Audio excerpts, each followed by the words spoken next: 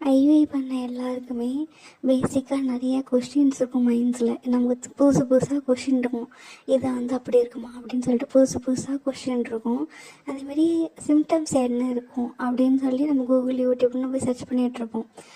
ஆனால் நம்ம யூடியூப்பில் சர்ச் பண்ணும்போது எல்லாருமே என்ன பண்ணுறாங்கன்னா, யூடியூப்பில் ஐயுஐனா என்னென்னா ஹிஸ்ட்ரிக்கு போயிடுறாங்க எல்லோரும். மறுபடியும் அந்த ஹிஸ்ட்ரியை தான் போட்டு அதையும் சொல்கிறாங்க. அதை தான் நம்ம ஹாஸ்பிட்டலே டாக்டரும் சொல்கிறாங்க. அதையும் சொல்கிறாங்க. நம்மளோட கொஷின்ஸ்க்கு நம்மளோட சிம்டம்ஸ் யாருமே சொல்கிறதே கிடையாது. ஐயுஐ பண்ணுறவங்க யாருன்னா மோஸ்ட் ஆஃப் பீப்புள் வந்து ஐவிஎஃப் பண்ணி அது சக்ஸஸ் ஆகிருக்காது.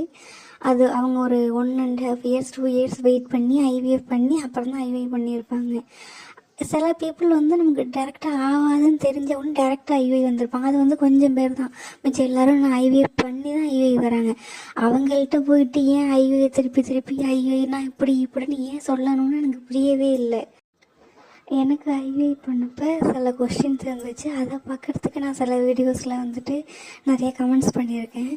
இந்த கொஷினை வந்து நான் நிறைய வீடியோஸில் ரிலேட்டடாக பார்த்துக்கிட்டே இருந்தேன். எனக்கு இந்த கொஷின் மைண்டில் ஃபிக்ஸே ஆகிட்டு. என்ன கொஷின்னா, ஐவிஐ பண்ணிவிட்டு நாங்கள் வந்து பஸ்லையோ இல்லை 2 வீலர்லேயோ போகலாமா அப்படிங்கிற கொஷின். எனக்கு வந்து ஹாஸ்பிட்டல் வந்து ஒரு 20 to 30 மினிட்ஸில் தான் இருக்குது. இல்லை நான் வந்து சிட்டியில் இருக்கேன். எனக்கு வந்து ஆனால் ஊர்லேருந்து ஒரு 3 ஹவர்ஸ் ஆகுது. நான் வந்து பஸ்ஸில் போகலாமா அப்படின்னு கேட்டிங்கன்னா, கண்டிப்பாக வந்து பஸ்ஸோ இல்லை ஒரு 2 வீலரோ யூஸ் பண்ணாதீங்க. நீங்கள் ஹாஸ்பிட்டல் ஃபஸ்ட்டு ரீச் பண்ணும்போது நீங்கள் எது வேணால் பண்ணிக்கிங்க. நீங்கள் வீட்லேருந்து ஹாஸ்பிட்டல் போகும்போது பஸ்ஸோ இல்லை 2 வீலரோ யூஸ் பண்ணிங்க. ஆனால் ரிட்டன் வந்து நீங்கள் ப்ராசஸ் பண்ணிவிட்டு வீட்டுக்கு வரும்போது கேப் புக் பண்ணி வீட்டுக்கு வந்துடு.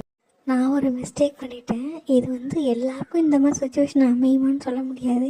ஆனால் என்ன மாதிரி ஒருத்தர் 2 பேருக்கும் சுச்சுவேஷன் அமையலாம். அதுக்காக சொல்கிறேன். எனக்கு ஐவிஐ வந்து ப்ராசஸ் சொன்ன அன்றைக்கி காலையில் ஒரு ஸ்கேன் இருந்துச்சு. அந்த ஸ்கேனுக்கு ரெஸ்ட் ரூம் யூஸ் பண்ணிவிட்டு தான் ஸ்கேன் பண்ணுவாங்க. நான் அந்த ஸ்கேன் பண்ணிட்டேன். அந்த ஸ்கேன் பண்ணிவிட்டு ஒரு 1/2 ஹவரில் எனக்கு அந்த ப்ராசஸ்க்கு வெயிட் பண்ணிட்டு சொல்லிட்டு இருந்தாங்க. எனக்கு அது வரைக்குமே நீங்கள் பிளாடர் ஃபுல் பண்ணணும் அப்படின்னு சொல்லவே இல்லை. என்னை உள்ளே கூப்பிட்றதுக்கு ஒரு 10 மினிட்ஸ்க்கு முன்னாடி ஒரு நர்ஸ் வந்து நீங்கள் பிளாடர் ஃபுல் பண்ணுங்க அப்படின்னு சொல்கிறாங்க. 10 மினிட்ஸில் பிளாடர் ஃபுல் பண்ணுறேன்னா நான் பக்கெட்டில் தண்ணி பிடிக்க பண்ண முடியும். எனக்கு சுத்தமாக எனக்கு புரியவே இல்லை. அது எப்படி டக்குன்னு வந்து பிளாடர் ஃபுல் பண்ண முடியும்? நானும் அவ்வளோ தண்ணி குடிக்கிறேன். பிளாடர் ஃபுல்லாக வரதுக்காக நடக்கிறேன். வந்துட்டு அங்கே வந்து அந்த ஹாஸ்பிட்டலில் கன்சீவ் ஆனவங்க டெலிவரி ஆகிறவங்களாம் நடந்துக்கிட்டு இருக்காங்க. நான் பிளாடர் ஃபுல் ஆகிறதுக்காக நடந்துக்கிட்டு இருக்கேன்.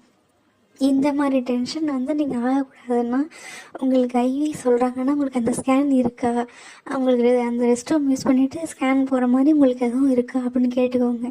அப்படி இல்லைன்னா நீங்கள் வந்து ஃப்ரீயாக பிளாடர் ஃபுல் ஃபஸ்ட்டே வந்து தண்ணி குடித்து பிளாடர் ஃபுல் பண்ணி வச்சுக்கலாம். இல்லை உங்களுக்கு அந்த மாதிரி ப்ராசஸ் இருக்குது அப்படின்னு இருந்துச்சுன்னா உங்களுக்கு அந்த ஸ்கேன் முடிஞ்ச உடனே தண்ணி குடிக்க ஆரம்பிச்சிடலாம். அந்த எனக்கு டைமுக்கு சொல்லி என்னை ரொம்ப டென்ஷன் பண்ணிட்டாங்க. வந்து நான் ஒரு பக்கம் நடந்துக்கிட்டு இருக்கேன், தண்ணி குடிச்சிக்கிட்டே இருக்கேன். நான் ஒரு தண்ணி குடிச்சு எனக்கு வாமிட் வர்ற மாதிரி ஆகிடுச்சு எனக்கு.